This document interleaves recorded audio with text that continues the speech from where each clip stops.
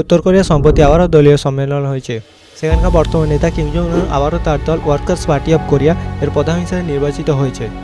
সম্প্রতি খবর দেখে অনেকে ভাবছেন ওখানে যে নির্বাচন হয়েছে তিনি কি তাহলে কাউকে হারিয়ে জিতেছেন। আসলে ব্যাপারটা এমন নয়, ইন্ডিয়ার মতো সেখানে এত দল কার্যকর করে না, সেখানে মাত্র একটাই দল কার্যত কাজ করে, অন্য কোনো শক্তিশালী দল বা প্রার্থী হিসেবে সাধারণত কেউ থাকে না। এই কারণে সেখানে নির্বাচন মানে কোনো প্রার্থী দাঁড়ানো, প্রচার করা বা নির্বাচন করা এরকম সাধারণত কিছু হয় না, বরং দলীয় নেতারা এবং প্রতিনিধিরা একসঙ্গে বসে সিদ্ধান্ত নেয় এবং সেই প্রক্রিয়া কিম জং উনকে আবারও দলীয় সর্বোচ্চ নেতা হিসেবে রাখা হয়। সরকারি হিসেবে সেখানে ভোটের হার খুব বেশি দেখানো হয়, প্রায় সবাই ভোট দেয় এবং প্রায় সবাই সমর্থন করে বলেই জানানো হয়। কিন্তু আন্তর্জাতিকভাবে অনেক দেশই এই নির্বাচনকে প্রতিযোগিতামূলক গণতন্ত্র হিসেবে দেখে না। উত্তর কোরিয়া বহু বছর ধরে একই পরিবার ক্ষমতায় আছে, প্রথমে দাদা, তারপর বাবা, এখন কিম জং উন নিজেই এখন ক্ষমতায় আছেন। সেই ধারাবাহিকতা এখনও চলছে। তাই সহজ ভাষায় বললে হ্যাঁ, কিম জং উন আবারও নির্বাচিত হয়েছে এবং তিনি আগের মতো ক্ষমতায় আছেন। কিন্তু এটা এমন নির্বাচন নয় যেখানে অনেক দল লড়াই করে একজন জিতে আসে, বরং এটা সেই দেশের রাজনৈতিক ব্যবস্থার অংশ। উত্তর কোরিয়ার রাজনীতি একটু আলাদা ধরনের, সেই কারণে এই ধরনের খবর আমাদের কাছে একটু আলাদা বা অন্যরকম মনে হয়। এবং এই ধরনের খবর পেতে আমাদের চ্যানেলটিকে সাবস্ক্রাইব করে পাশে থাকুন।